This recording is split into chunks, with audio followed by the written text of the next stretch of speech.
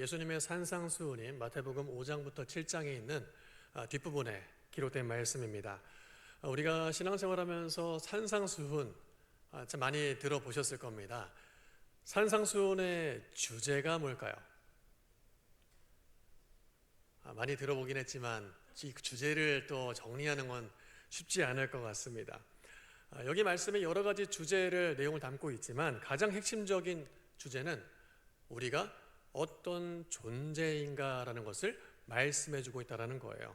존재론에 대한 말씀이 바로 산상수훈의 핵심 중 하나라는 것입니다. 마태복음 5장부터 7장까지 내용을 핵심적으로 한번 보면요, 5장은 우리가 잘 알고 있는 유명한 팔복으로부터 시작이 됩니다. 복 있는 자는 마카로이 하면서 심령이 가난한 자는 복이 있다, 그러면서 어떤 사람이 복된 사람인지를 쭉 설명을 하고 계시죠. 심령이 가난한 자, 애통하는 자, 온유한 자, 의에 줄이고 목마른 자, 이렇게 해서 쭉 어떤 사람이 참으로 복된 사람인지를 말씀을 해줍니다. 뒤이어서 어떤 말씀이 있습니까? 너희는 세상의 소금이요 빛이다. 이 또한 우리가 어떤 존재인지에 대해서 말씀하고 있죠. 6장에서는 기도에 대한 가르침을 핵심으로 다루고 있습니다. 어떻게 기도해야 되고 또 무엇을 위해서 기도해야 되는지 가르침을 주고 계시죠. 그러나 이 기도에 대한 중요한 전제도 우리의 기도를 들으시는 분이 하나님 아버지이심을 강조하고 있습니다. 그래서 기도의 중요한 요소, 이 마태복음 6장에 아버지 되신 하나님을 계속해서 강조하고 있기 때문에 아버지라는 단어가 반복해서 등장하고 있습니다.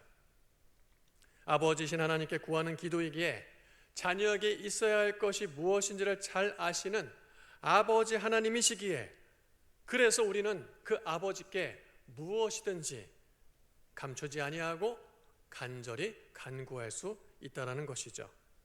그래서 예수님께서는 너희는 먼저 하나님의 나라와 하나님의 의를 구하라 라고 말씀하고 계시는 겁니다.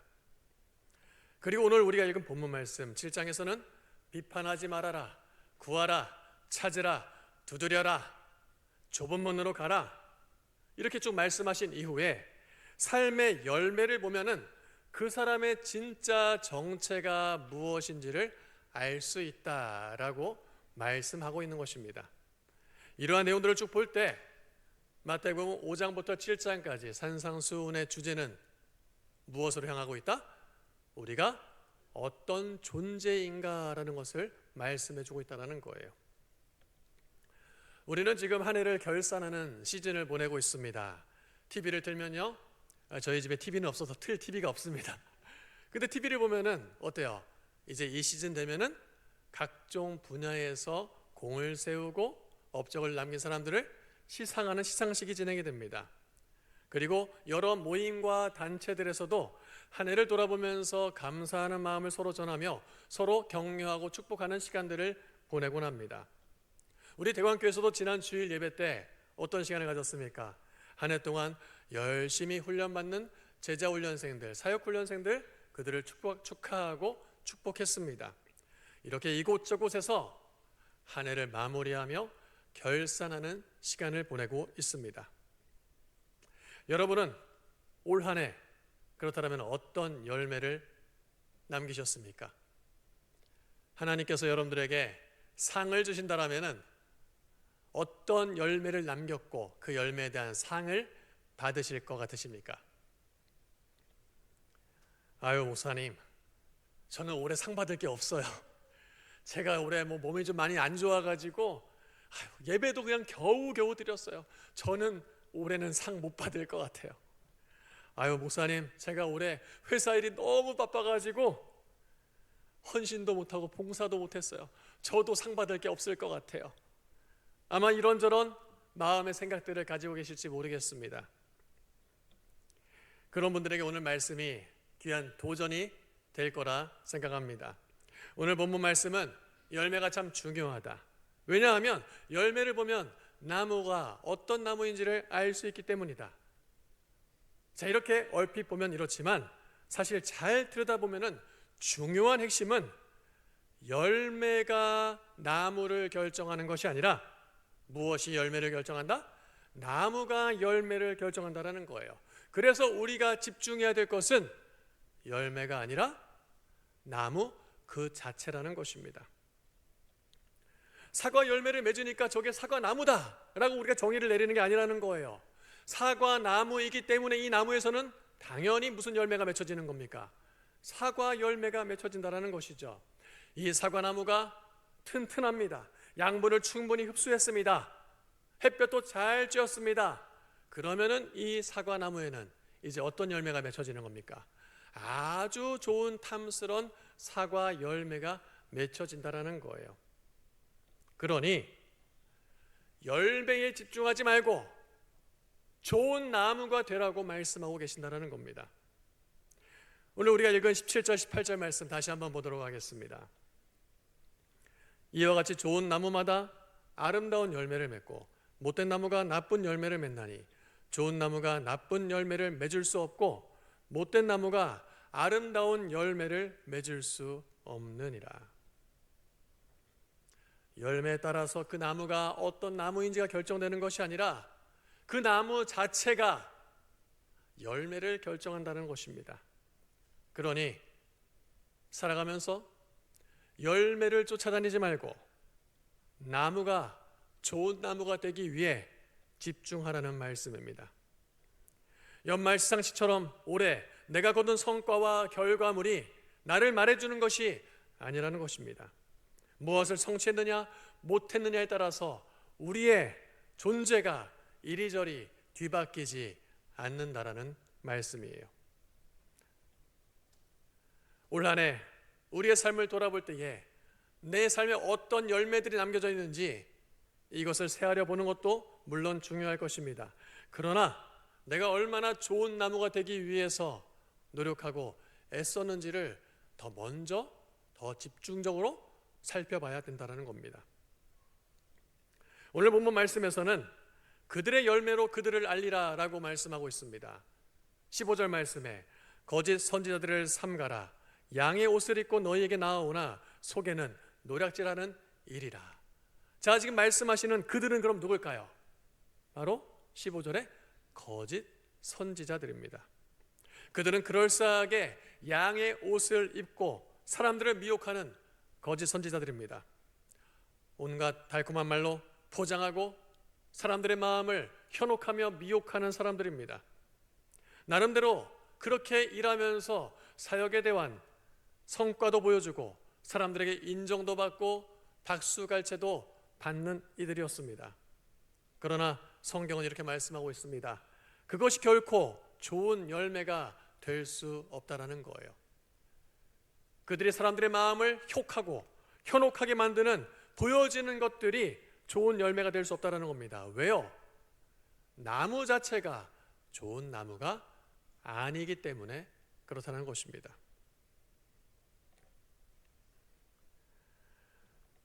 제가 신학교 1학년 때 신학교를 딱 들어가서 어떤 교수님이 우리 부푼 꿈을 꾸고 있는 비전을 품고 있는 이 신학도들에게 비전을 한번 얘기해 보라고 서로 비전을 나누는 시간을 가져본 적이 있습니다. 한 명 한 명 비전을 발표를 하는데 이런저런 이야기들이 오갔습니다. 근데 제가 기억에 지금도 남는 30년 가까이 되면서 지금에 남는 하나의 비전을 얘기한 신학도가 있습니다. 이런 비전을 얘기를 했어요. 교수님, 저는 10,000명의 성도를 목회하는 목회자가 되는 게 비전입니다. 그 20살에 얼마나 커다란 비전입니까? 저는 아닙니다. 10,000명의 성도를 목회하는 목사가 되는 게 비전이다. 그 얘기를 들으면서 저는 고민에 빠졌습니다. 대형교회에 10,000명, 20,000명 목회하는 목사, 그리고 저 시골 외딴 곳에서 그저 10명, 20명 붙잡고 씨름하는 그렇게 목회하는 목사, 하나님이 과연 이 두 목사를 보고 어떻게 생각하실까? 어떤 목사의 목회를 과연 기쁘게 여기시고 상을 주실까? 여러분들은 어떤 목사가 더 큰 상을 받을 것 같습니까?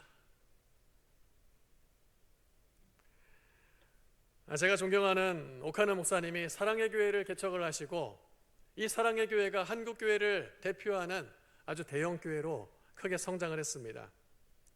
그럼에도 불구하고 제가 곁에서 지켜봤던 오카노 목사님은 이 대형 교회를 담임하면서 늘 고민하고 괴로워하며 편안한 마음을 갖지 못하셨습니다. 이렇게 말씀하셨어요. 내가 지금 이렇게 누리고 있는 것이 하늘에서 받을 상을 이 땅에서 다 받아 누리는 것 같아 늘 하나님 앞에, 성도 앞에 부끄럽고 죄송한 마음이다.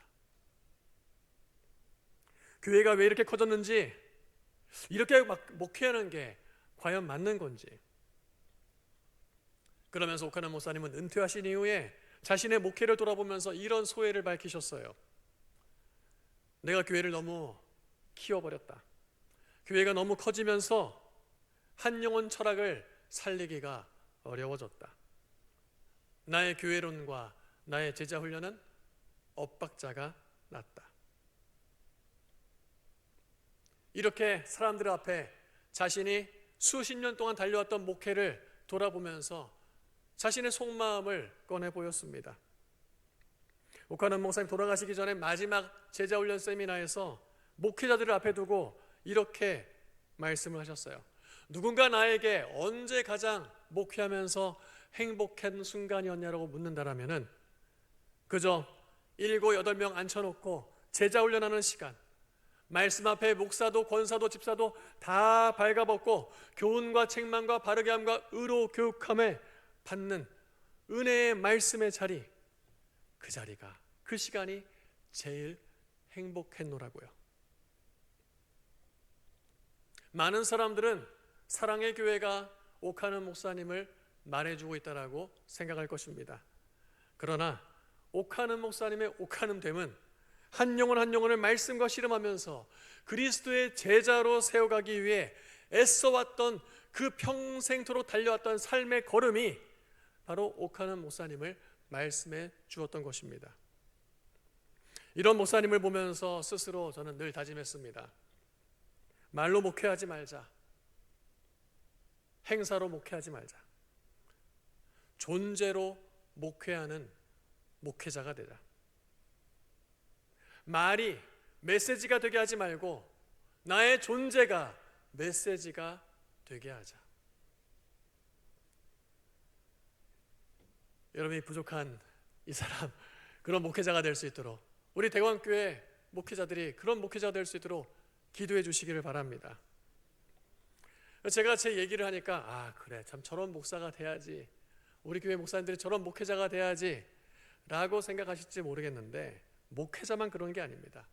여러분들, 이 자리에 앉아 계신 여러분들도 마찬가지라는 거예요. 예수님의 제자라면은 몸소 섬김과 사랑의 실천을 보이신 예수님처럼 말이 메시지가 되는 것이 아니라 삶이 메시지가 되는, 존재가 메시지가 되는 그런 삶이 되어야 된다는 것입니다. 20년 만에 제가 대광교회로 돌아오면서 이 대광교회에서 사역을 시작하기 전에 나름대로 이런 생각을 좀 했습니다. 그동안 대광교회에서 어릴 때부터, 초등학교 5학년 때부터 29살이니까 참 오랜 시간이죠. 대광교회에서 잘 훈련받아서 사역자로 나가서 20년 동안 정말 잘 사역했는데 이제 내가 받기만 했던 이 대광교회에 하나님이 보내시니 그동안 배우고 익힌 것 내가 잘 섬기고 흘려보내야겠다. 그런데 지난 1년을 돌아보면요, 제가 섬겼다는 것, 그것보다 여전히 저는 대광교회 성도님들에게 많은 사랑과 섬김을 받았습니다. 사역하는 동안 참 부족함이 있지만 그럼에도 얼마나 응원해 주시고 얼마나 격려해 주셨는지 모릅니다. 제가 대광교회에서 고향교회에서 사역을 시작하면서 정말 긴장을 많이 했거든요. 느껴지셨나요? 정말 긴장을 많이 했어요. 그런데 많은 분들이 참 좋다, 격려를 많이 해주시고 응원을 해주셨습니다. 집안에 어려운 일이 있을 때에 위로의 마음으로 자리에 함께 해주셨고 손을 잡아주셨고, 그렇게 그 자리에 함께 해주신 것만으로 큰 위로와 힘이 되었습니다. 이런 모습 하나하나가 겹겹이 쌓여 지금의 저를 만들어가고 있다는 것입니다. 여러분 이경수 목사를 좀 바라보시니까 어떠세요? 좀 뿌듯하십니까? 네, 뿌듯하셔야 됩니다. 그런데 제가 고백한 이런 작은 은혜들이 저에게만 해당이 되겠냐는 거예요.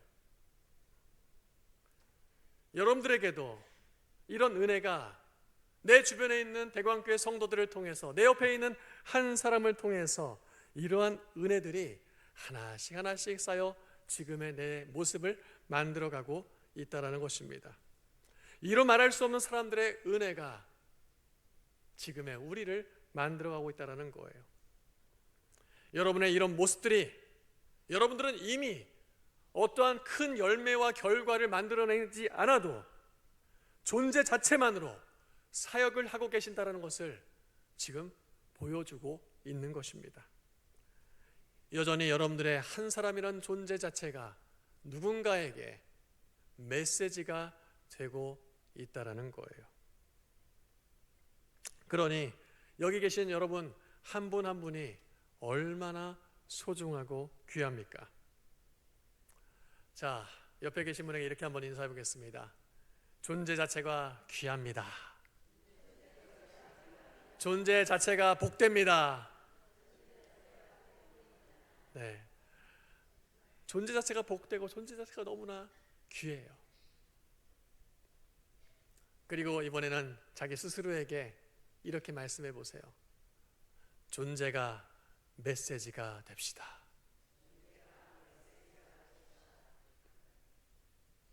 많은 말을 하지 않아도, 내가 교회에서 많은 봉사와 섬김을 하지 않아도 이미 나라는 존재 한 사람으로 우리는 많은 사람들에게 메시지를 던지고 있습니다.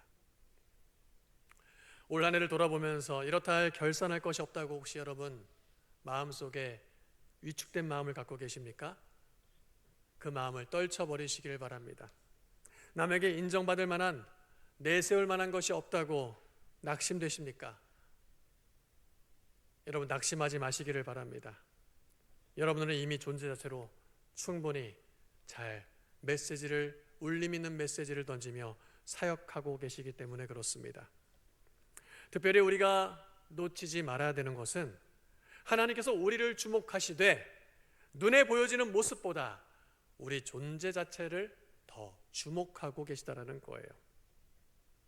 우리가 읽지 않았지만은 22절 말씀 이렇게 기록하고 있습니다.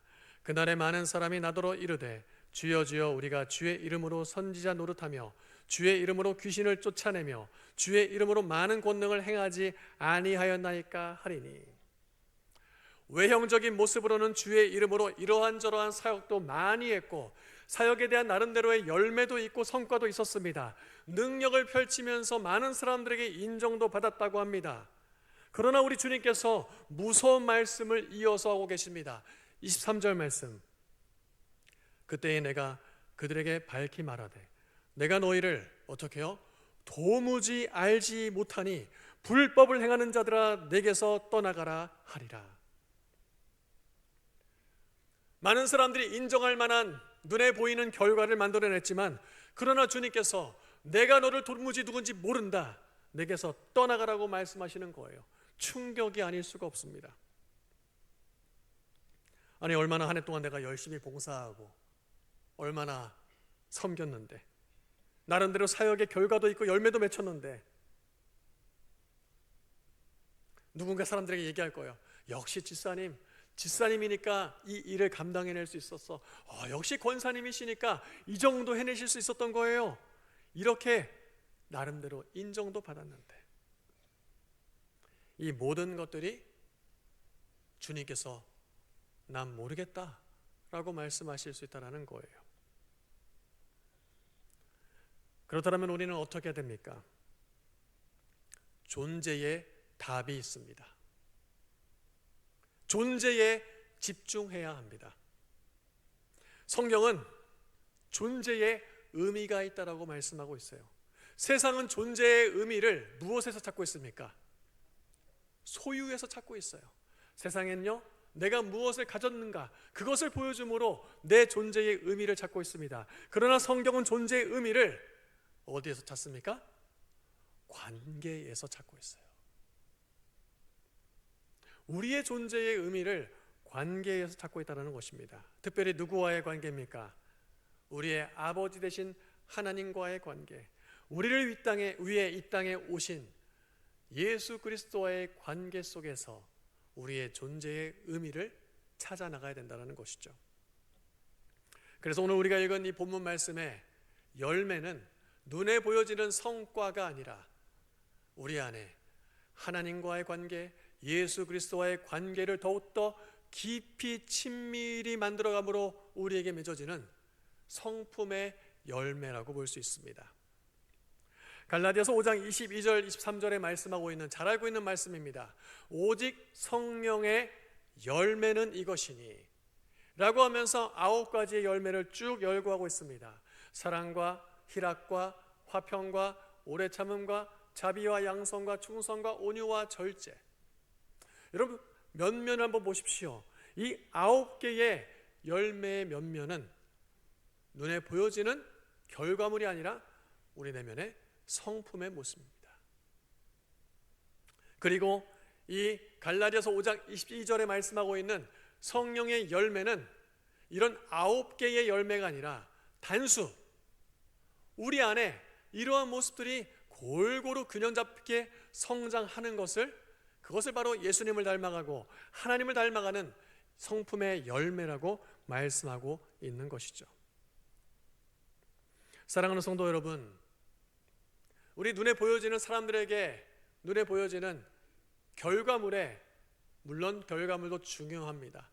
그러나 우리 내면에 얼마나 하나님과의 아버지 되신 하나님과의 깊이 있는 교제와 예수 그리스도, 이 땅에 우리의 죄를 사하시게 오신 그 예수 그리스도 십자가의 은혜를 바라보면서 그 예수님과 깊이 있게 나아가는 관계를 통해 얼마나 내 내면에 성품의 변화가 열매가 맺혀졌는지를 이 연말에 결산하는 시즌에 돌아볼 수 있기를 바랍니다.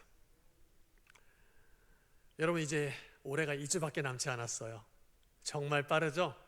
이제 2026년을 새해를 맞이하면서 우리가 무엇을 남겼고 무엇을 이루었는가를 생각하는 것도 좋지만 아버지 되신 하나님과 관계를 어떻게 친밀하게 쌓아왔고 내년도는 이 관계를 더욱더 친밀하게 해나가기 위해서 어떤 노력을 할 수 있을 것인지, 예수 그리스도를 얼마나 닮아갔고 또 내년도에는 이 성품의 변화를 이루기 위해서 내가 어떻게 노력해 나갈 것인지, 이렇게 우리의 존재에 더 집중하고 주목할 수 있는 은혜가 있기를 주의 이름으로 축원합니다. 이제 교회는 연말이 되어가면서 또 새해를 준비하면서 이런저런 일들을 계획하고 또 그 일에 합당한 봉사자들을 세워가고 있습니다. 여러분들은 어떤 일을 계획하시고 또 어떤 사역을 맡으셨고 또 어떤 봉사의 자리에서 섬기기로 하셨습니까? 또 어떤 분들은 내년에 아무런 봉사를 안 하실 수도 있을 것입니다. 그러한 것들에 우리가 우리의 마음에 너무 주목하지 말고 무엇을 해야 할까 보다 앞서 하나님과 예수님과 어떻게 더 깊이 교제할 것인가를 고민하며 기도하며 사모하실 수 있기를 바랍니다. 왜 그렇습니까? 존재가 답이기 때문에 그렇습니다. 열매에 집중하지 말고 본질, 나무, 우리의 존재에 집중하시기를 바랍니다. 여러분 지금 어떤 문제 때문에 고민하고 계십니까? 문제에 집중하지 마시고 하나님과 나와의 이 관계를 통해서 존재의 의미를 더 붙잡아 보시기를 바랍니다. 그때 하나님께서 우리의 인생의 고민에 문제에 답을 허락해 주실 줄 믿습니다. 기도하겠습니다.